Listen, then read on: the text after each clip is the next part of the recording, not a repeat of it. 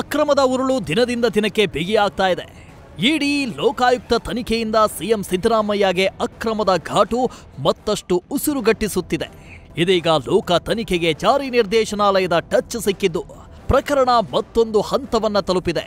ಸಿದ್ದರಾಮಯ್ಯ ಕುಟುಂಬ ಹಗರಣದ ವಿರುದ್ಧ ಪ್ರಬಲ ಸಾಕ್ಷಿಗಳು ಸಿಕ್ಕಿವೆ.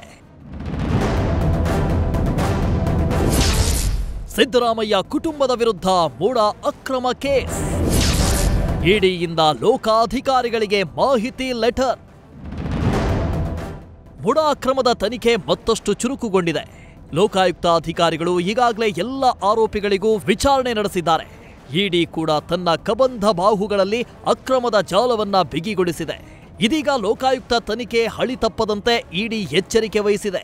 ಪಿಎಂಎಲ್ಎ ಕಾಯ್ದೆಯಡಿ ನಡೆದಿರೋ ತನಿಖಾ ಮಾಹಿತಿ ಬಗ್ಗೆ ಲೋಕಾಧಿಕಾರಿಗಳಿಗೆ ಪತ್ರ ಬರೆದಿದೆ. 700 ಕೋಟಿ ರೂಪಾಯಿ ಮೌಲ್ಯದ ಸೈಟುಗಳ ಹಂಚಿಕೆಯಲ್ಲಿ ಅಕ್ರಮ ನಡೆದಿದೆ. ಬೇನಾಮಿ ಹಾಗೂ ನಕಲಿ ವ್ಯಕ್ತಿಗಳ ಹೆಸರಲ್ಲಿ 1095 ಸೈಟುಗಳ ಹಂಚಿಕೆ ಪತ್ತೆಯಾಗಿದೆ. ಸಿಎಂ ಪತ್ನಿ ಪಾರ್ವತಿಗೆ ಸೈಟ್ ಹಂಚಿಕೆ ವಿಚಾರದಲ್ಲಿ ಸಾಕ್ಷಿಗಳನ್ನ ತಿರುಚಲಾಗಿದೆ. ಸೈಟ್ಗಾಗಿ ನಕಲಿ ಸಹಿ ಮಾಡಿರುವುದು ಪತ್ತೆಯಾಗಿದೆ. ಸಿದ್ದರಾಮಯ್ಯ ಪಿಎ ಎಸ್ಜೆ ದಿನೇಶ್ ಕುಮಾರ್ ಒತ್ತಡ ಹೇರಿದ್ದಾರೆ. ಜೊತೆಗೆ ನಕಲಿ ಸಹಿ ಮಾಡಿದ್ದಾರೆ. ಇನ್ನು ಮಾಜಿ ಆಯುಕ್ತ ಟಿಜೆ ದಿನೇಶ್ ಕುಮಾರ್ ಪಿಎ ಪ್ರಶಾಂತ್ ಪಾತ್ರವೂ ಇದರಲ್ಲಿದೆ. ಕೆಸರೆ ಗ್ರಾಮದ ಜಮೀನು ಭೂ ಪರಿವರ್ತನೆ ಮಾಡುವಾಗ ಡಿಸಿ ತಹಸೀಲ್ದಾರ್ ಪರಿಶೀಲಿಸಿದಾಗ ಕಟ್ಟಡ ನಿರ್ಮಾಣ ಮುಚ್ಚಿಡಲಾಗಿದೆ. 2014ರಲ್ಲಿ ಪಾರ್ವತಿ ನೀಡಿರುವ ಪರಿಹಾರ ಮನವಿ ವಿಚಾರದಲ್ಲಿ ದಾಖಲೆ ತಿರುಚಲಾಗಿದೆ. ಮೂಡ ಸಾಮಾನ್ಯ ನಿಯಮಗಳನ್ನು ಪಾರ್ವತಿ ಅವರು ಪಾಲನೆ ಮಾಡಿಲ್ಲ. ಮಾಜಿ ಆಯುಕ್ತ ನಟೇಶ್ ಪಾರ್ವತಿಗೆ ಸೈಟ್ ನೀಡುವ ನಿರ್ಧಾರ ತೆಗೆದುಕೊಂಡಿದ್ದಾರೆ. ಅಲ್ಲದೆ ಪಾರ್ವತಿಗೆ ನೀಡಿರುವ 14 ಸೈಟ್ಗಳು ಅಕ್ರಮವಾಗಿವೆ. ಪಾರ್ವತಿ ಅವರಿಗೆ ಸೈಟ್ ನೀಡುವಾಗ ಯತೀಂದ್ರ ಮೂಡ ಬೋರ್ಡ್ ಮೆಂಬರ್ ಆಗಿದ್ರು. ಸಿದ್ದರಾಮಯ್ಯ ವಿರೋಧ ಪಕ್ಷದ ನಾಯಕರಾಗಿದ್ರು. ಹೀಗಾಗಿ ಪ್ರಭಾವ ಬೀರಿರುವುದು ಮೇಲ್ನೋಟಕ್ಕೆ ಕಂಡುಬಂದಿದೆ. ಇಡಿ ತನಿಖೆ ಮಾಡ್ತಿರೋದು ರಾಜಕೀಯ ಪ್ರೇರಿತ. ಮೂಡ ಅಕ್ರಮದ ಬಗ್ಗೆ ಸಿಎಂ ಸಿದ್ದರಾಮಯ್ಯ ಸಿಡಿಮಿಡಿ. ಮೂಡ ಕೇಸ್ನಲ್ಲಿ ಇಡಿ ತನಿಖೆಗೆ ಬಂದಿರೋದು ರಾಜಕೀಯ ಪ್ರೇರಿತ ಅಂತ ಸಿಎಂ ಸಿದ್ದರಾಮಯ್ಯ ಗುಡುಗಿದ್ದಾರೆ. ಈ ಪ್ರಕರಣವನ್ನ ತನಿಖೆ ಮಾಡಲು ಇಡಿ ಅಧಿಕಾರಿಗಳಿಗೆ ಯಾವುದೇ ಅಧಿಕಾರವಿಲ್ಲ. ಕೋರ್ಟ್ ಮೇಲೆ ಒತ್ತಡ ಹೇರಲು ಹೀಗೆ ಮಾಡಿದ್ದಾರೆ ಅಂತ ಸಿದ್ದರಾಮಯ್ಯ ಆರೋಪಿಸಿದ್ದಾರೆ. ಇಡಿಯವರು ಅವರಿಗೆ ಫಸ್ಟ್ ಆಫ್ ಆಲ್ ತನಿಖೆ ಮಾಡಲಿಕ್ಕೆ ಅಧಿಕಾರನೇ ಇಲ್ಲ. ದಿಸ್ ಈಸ್ ರಾಜಕೀಯ ದುರುದ್ದೇಶದಿಂದ ಮಾಡ್ತಾ ಇರ್ತಕ್ಕಂಥದ್ದು. ರಾಜಕೀಯವಾಗಿ ಅವರು ಈ ಕೇಸನ್ನ ಮಾಡ್ತಾ ಇದ್ದಾರೆ. ಇದರಲ್ಲಿ ಯಾವುದೇ ಸತ್ಯಾಂಶ ಇಲ್ಲ. Why they have written a letter? They may share the information, but it doesn't mean that they should write a letter and it should be made open. ನಿಮಗೆಲ್ಲ PTIಗೆ ರಿಲೀಸ್ ಮಾಡೋದು ಅಥವಾ ನಿಮ್ಮ ಟಿವಿ ಚಾನೆಲ್ಗಳಿಗೆ ರಿಲೀಸ್ ಮಾಡೋದು, there is no law like that.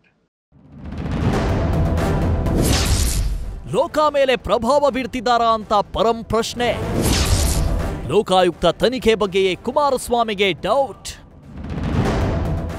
ಲೋಕಾಯುಕ್ತಕ್ಕೆ ಇಡಿ ಪತ್ರ ಬರೆದು ಪ್ರಭಾವ ಬೀರ್ತಿದ್ದಾರಾ ಅಥವಾ ಸೂಚನೆ ನೀಡುತ್ತಿದ್ದಾರಾ ಅಂತ ಗೃಹ ಸಚಿವ ಡಾಕ್ಟರ್ ಜಿ ಪರಮೇಶ್ವರ್ ಪ್ರಶ್ನಿಸಿದ್ದಾರೆ.